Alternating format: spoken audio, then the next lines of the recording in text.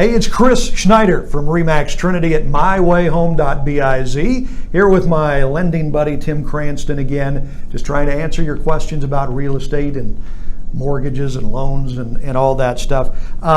Tim, I deal with everyday buyers who are starting the process of looking for a new home, right? Whether it's first time or this is their 10th home, it has to start somewhere usually. And in today's world, it seems like that search starts usually on the internet. Is that a good place to start? Yeah, that's right, Chris. In fact, there's a statistic that 92% of home buyers start their search looking on the internet. And one of the most common places they look is at Zillow, other places, Trulia, Realtor.com, and so on. Good places to find information, but maybe most people don't realize only about 60% of the listings are actually on the internet. So they're not seeing everything that's out there? They're not. There's about 40% they're not seeing. Wow. And a lot of it's not current, or it hasn't been updated on a current basis. Right, and a lot of that is different in different states because of privacy rules and whatnot. It can vary. So they don't get all the information to get out to you. And I deal a lot of times, Tim, with buyers who will call me up. My clients will call me up and say, well, we just saw this house online. We'd like to go take a look at it. And I look on the MLS and it's gone. It's been sold for a month. And that's because a lot of times these other places don't keep up with what's been sold, what's current, like the MLS does. Yes, that's right. They're not directly tied to that MLS information, multiple listing service information.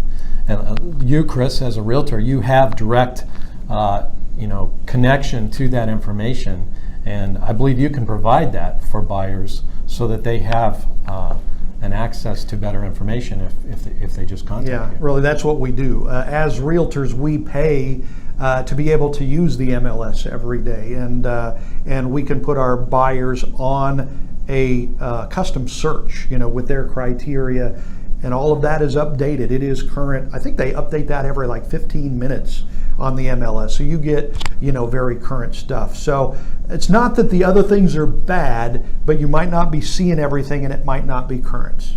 Well, that's right. If you want to see everything that's out there and you want to make sure you're right up to date, I think there are better alternatives. Yeah, absolutely. Definitely check in with a realtor, and the realtor should be able to give you all of the most current information on that. Now, another way people go about buying houses sometimes these days is for sale by owner, right? Okay, and that's been around forever.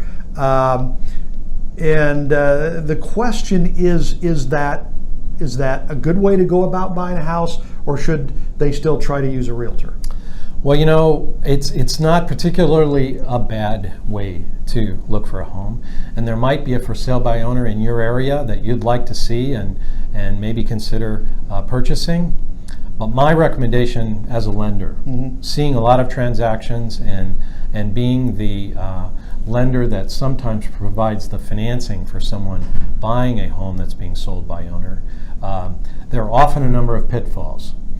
There's just not someone there to give the buyer the same sort of guidance that comes from experience, where, like in your case, Chris, I know you've seen the pitfalls, the good, the bad, the ugly, and you can kind of steer a buyer away from some of those challenges. And so I always recommend that people talk with a realtor. A realtor can arrange with a for sale by owner seller to arrange for a one-time showing and show that property on behalf of you, and then represent you through the process. Yeah, a lot of times it depends on the owner if they're willing to work, have a realtor come show their house, but usually they are, because they want to sell the house. That's right. And if you are somebody selling your own house, if you are a for sale by owner seller, then there are certain things that the law requires that you do, and you have to do that to stay out of trouble. And so just a little recommendation right now, be sure to fill out a seller's disclosure because that's required by law in Texas, and you can get in a lot of trouble not doing that. Those are the little pitfalls that you were talking about, things like that. That's right, exactly. There are legal issues. There are also just issues around negotiating a variety of things, like having an inspection done on the home and the repairs that might be required, or negotiating the selling price and being sure that you're getting the most for your home, or that you're getting a fair price for the home.